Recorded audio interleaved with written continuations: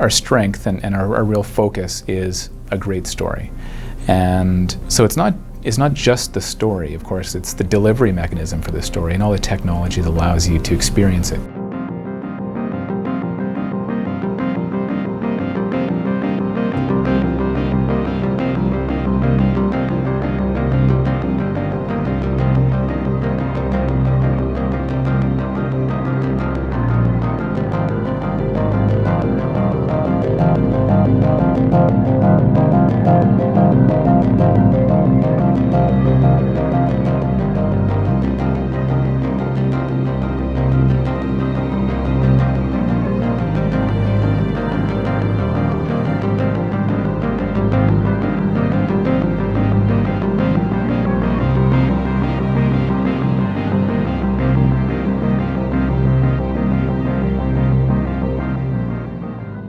Can't talk about Mass Effect, not talk about the digital actors and the conversations. I mean, the digital actors are truly incredible, just really the most lifelike characters we've ever had in a game, and almost anyone else. In that, it's they really seem like they're there, and you're watching them and interacting with them, and it's real personalities. And the way you converse with them, again, we talked about is different and new. It's this great flowing system where you choose emotions rather than really explicitly saying, reading lines and re-expressing lines.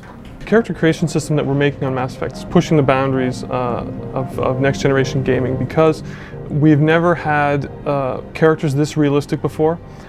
We've never had lip sync and facial animation as sophisticated as what we've got now.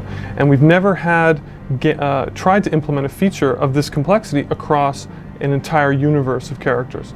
We've got literally thousands of characters that have to have performances better than we've ever had before in a game. As generation and generation of games progresses, what we want to do, and as players become more sophisticated, we want them to see the characters becoming angry, see them becoming nervous.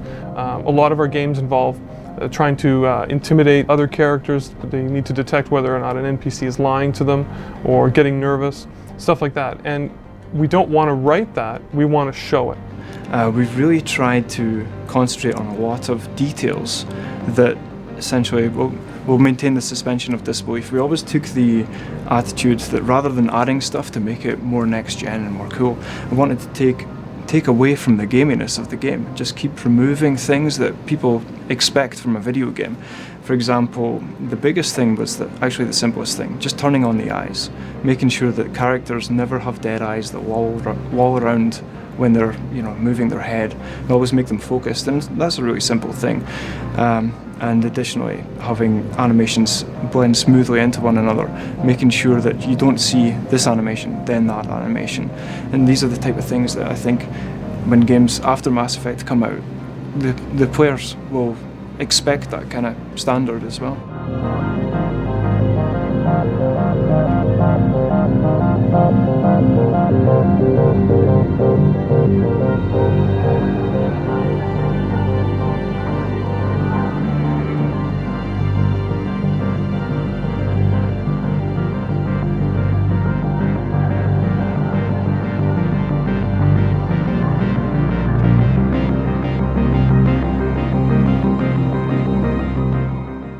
Triggered some kind of security field when I approached it.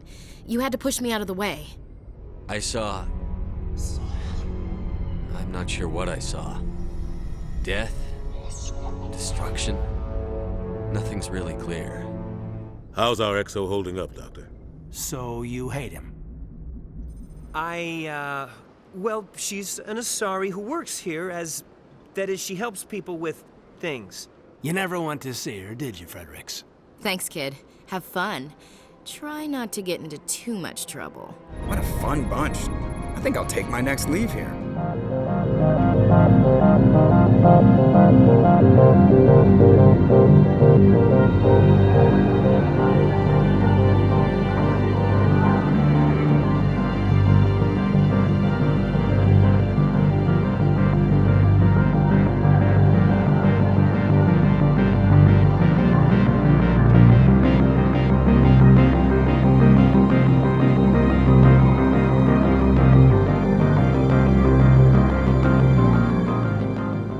It's all about creating emotional bonds and ties between you as a player and the characters that are in the game.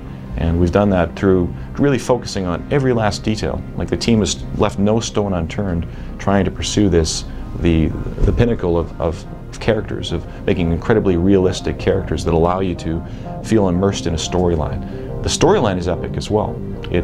Basically it's a path throughout the whole, you get to explore the entire galaxy. So it's a grand tale. You're the tip of the spear of humanity on the Galactic stage, and the characters you're interacting with are just as grand in their own right. Eden Prime is one of our oldest and most successful colonies. The other interesting thing about Mass Effect that we've done that has sort of pushed us to a whole level, the entire game is fully voice-overed. We've done a lot of voice-over games in the past, but we've never actually had the player speak as well.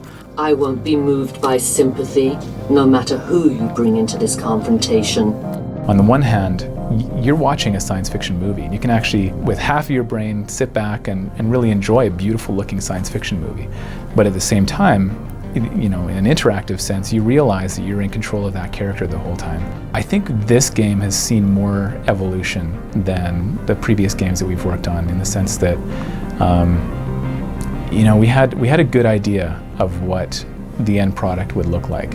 But I think this generation in particular has changed so much in what a video game can look like, and the kinds of visual fidelity you can pull off, the kinds of acting that we can get out of our characters, that one thing we weren't able to envision, just because the technology didn't exist 3 years ago, is how far we would have to take every aspect of the game. And so it's, you know, if you can create a photorealistic character or a photorealistic environment, the animations have to be perfect. And if the animations are perfect, then the transitions between the animations have to be perfect.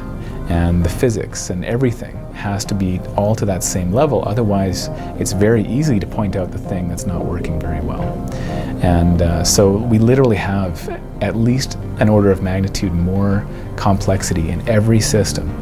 And that's something that you just can't visualize from 3 years out. So it's seen a lot of evolution.